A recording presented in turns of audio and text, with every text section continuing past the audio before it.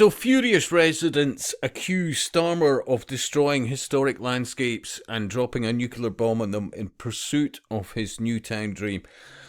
I mean, yet again, it doesn't matter which puppet's up there. By and large, this has been, and it has been for at least the last couple of decades, and you could argue a hell of a lot more than that, longer than that.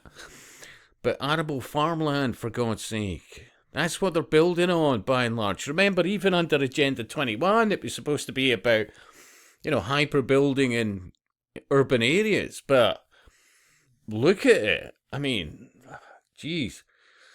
The rate that they are building on farm, and I know it. I see it. I see it on the A7. I see it in Edinburgh, around about Edinburgh. The outskirts. And it just keeps on going. Yeah? You can see certain people have obviously know where it's heading.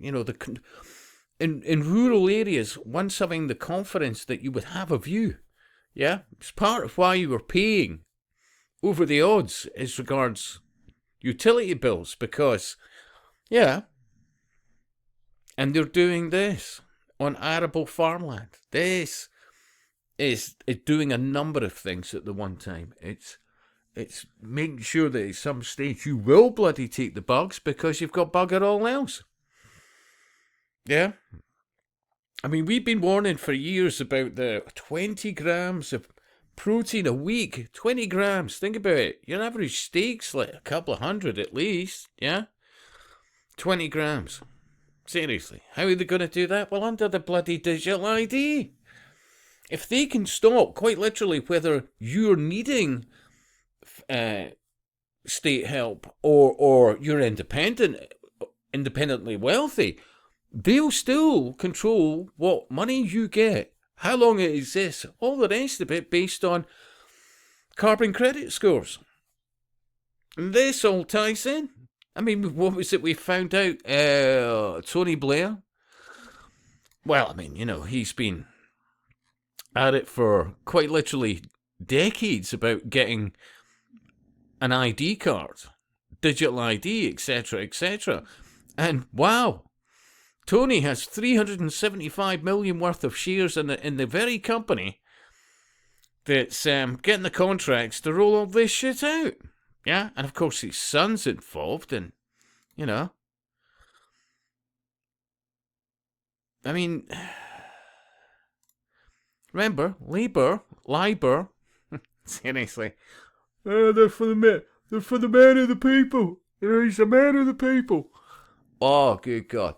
The hoodwinking they did with New Labour. They were as bad as the Conservatives that they took over from in 97. You remember that? Tony Blair. I mean, they even used to slag him off and spit an image. The man with a smile. Because the Tony Blair smile. Yeah. This man would lie. I mean, Starmer.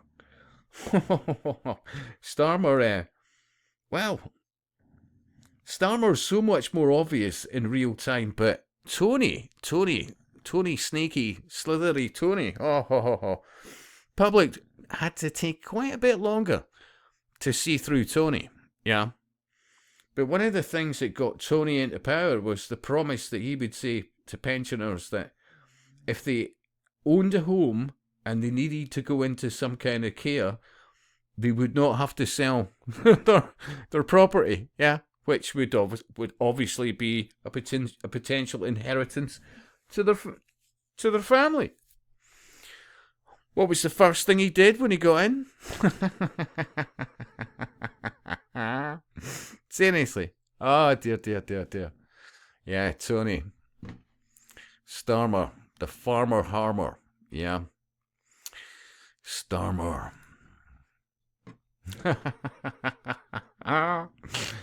If you worry about migration, Labour will call you racist, says Reform after Starmer's attack on plan to strip migrants of settled status.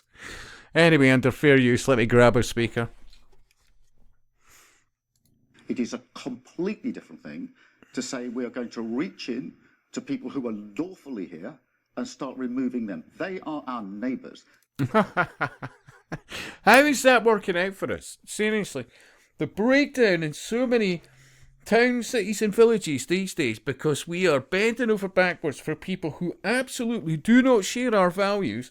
Christianity is demonized to the hilt, blah, blah, blah.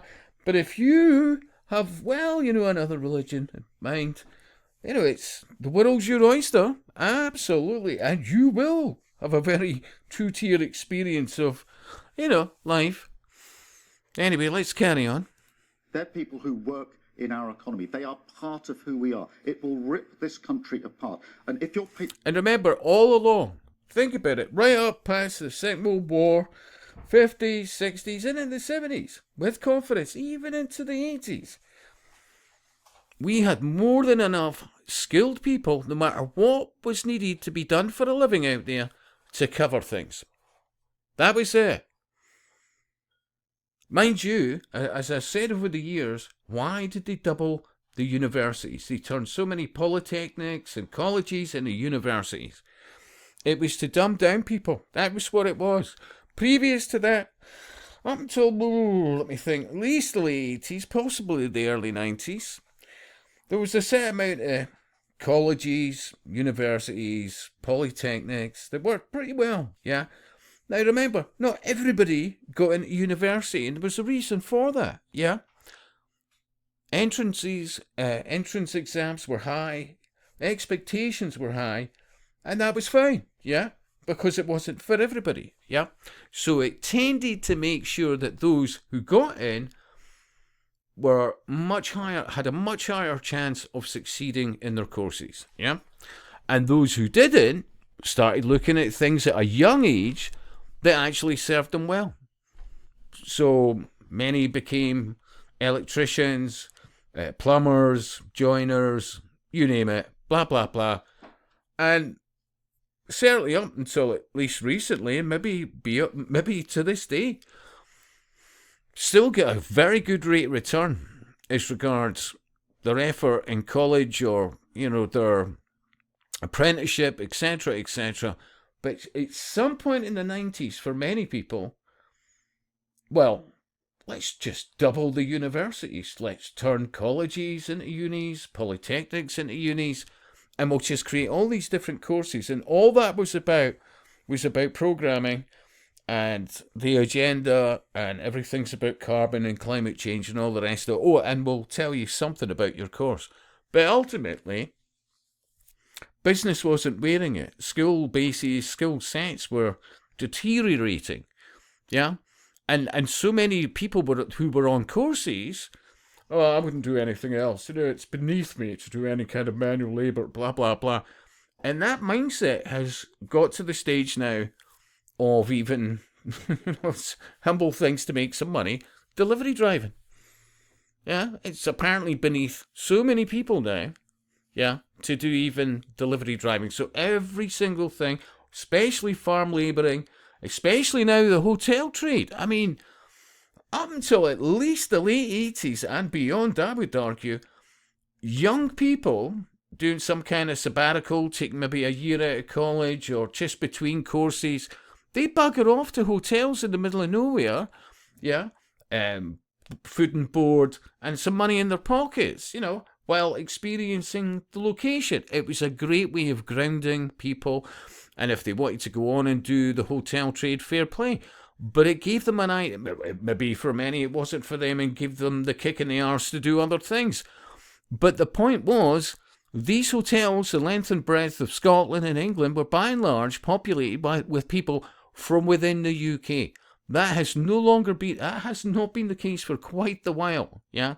And it has missed opportunities to so many young people to give them the confidence and character to do so many things in their lives, yeah?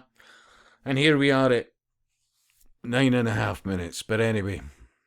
Patriotic, you want to serve the whole of your country, everybody in your country, and have an ability to bring that country together and walk forward towards the challenges. Said that proposal is... What the fuck? I mean, the word salad bollocks. Immoral to deport people who are already here if they don't pass more stringent rules. Do you think it's a racist policy? Well, I do think that is a racist policy. See, if you're not happy with this uncontrolled immigration or uninvited guests, all the rest of it, and are constantly told it's because we've got so little people with all these skills that we need, and we're bringing in people from third world nations with provable and arguably lower, by and large, generally right across the board, lower IQs and a view of what we've held dear, even in relation to the basics. Remember, we were being demonized in Western nations for the last 30 plus years as most men are misogynistic, they're this, that, and the next thing. And then we have let the gates open to masses amount of people who are very misogynistic, who have a very different attitude about women, yeah? And you can see them now, they're all, apparently covered up, so many feet behind their man or whatever else, and 3 or 4, we've got polygamy, we've got whatever else, we've got, all of it ties into the destruction. But, just think about it. Now they're talking about building 12 new towns. 12 new towns. Think about it. Yeah? We've been told that we are declining population, native-wise, for decades. And their solution is to bring in all these generally uninvited guests at our expense, remember, two-tier treated in relation to any kind of crimes. And these homes, I can assure you, are not being built for you or I. We've already worked out they could have solved homelessness overnight for a fraction of what's been spent by the day and has been for a number of years now. And although they seem to, on the mainstream media, lower the amount in millions per day that's been spent on that, I would argue it's probably doubling now. Because there's certainly an awful lot more people that I certainly don't recognise, and it's pretty obvious that they haven't been here that long, yeah? But are all doing very well, because they don't seem to have a care of the world, phones, you name it, well-dressed, well-clothed, anyway. And, not a fear in the world about a roof over their head and all the rest of it. And that's what these homes are for. They're not for you or I.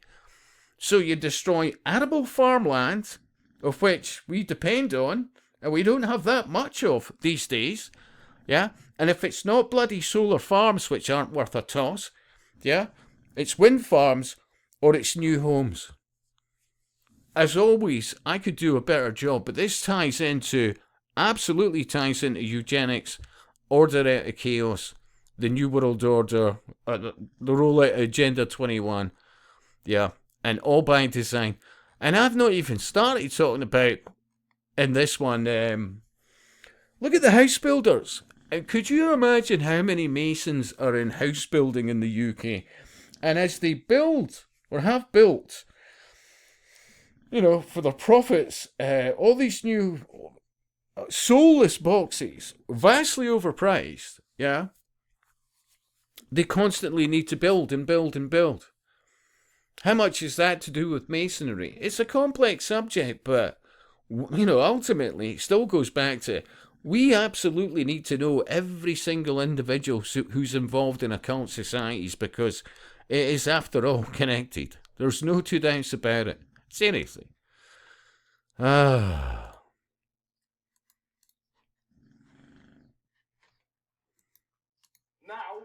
with the worst economic inheritance since that war, we will once again build new towns with homes fit for families.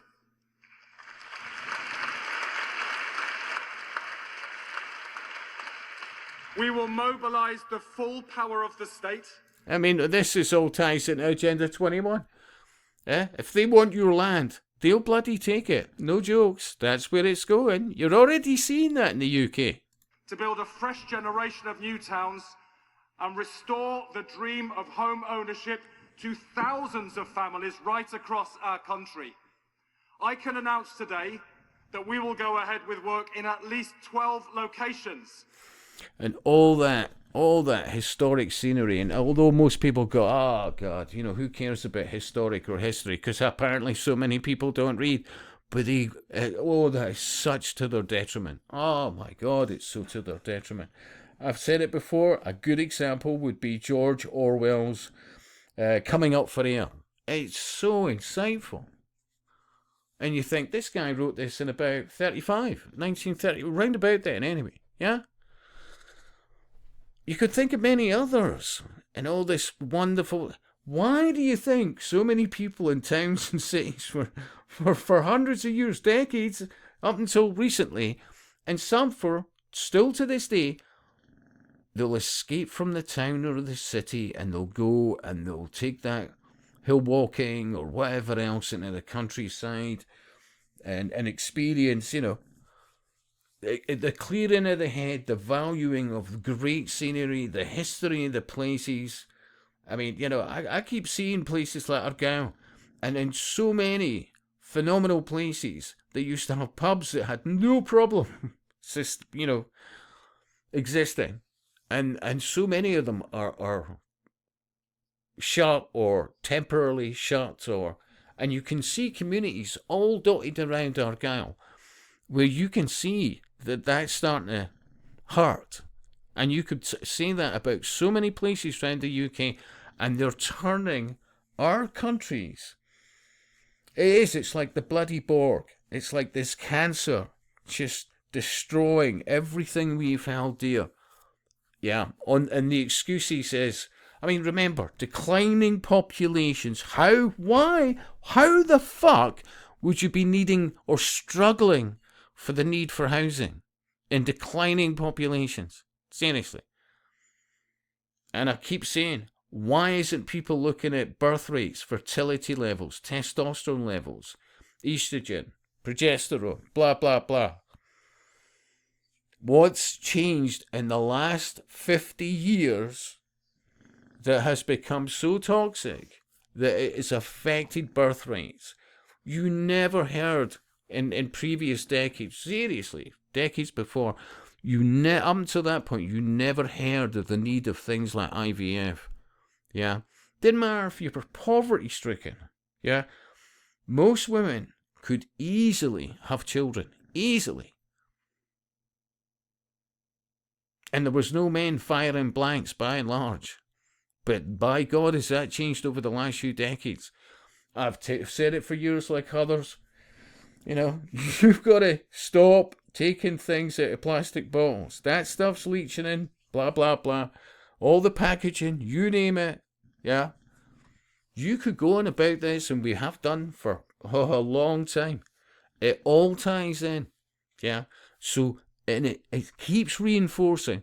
These, as an example, are not houses for us, by and large. These are for our uninvited guests that are being forced upon us. Yeah. We are being replaced. There is no two doubts about it.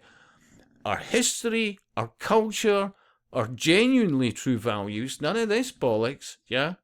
We are being shredded, Western society-wise, by these psychopaths. And I'll speak to you soon.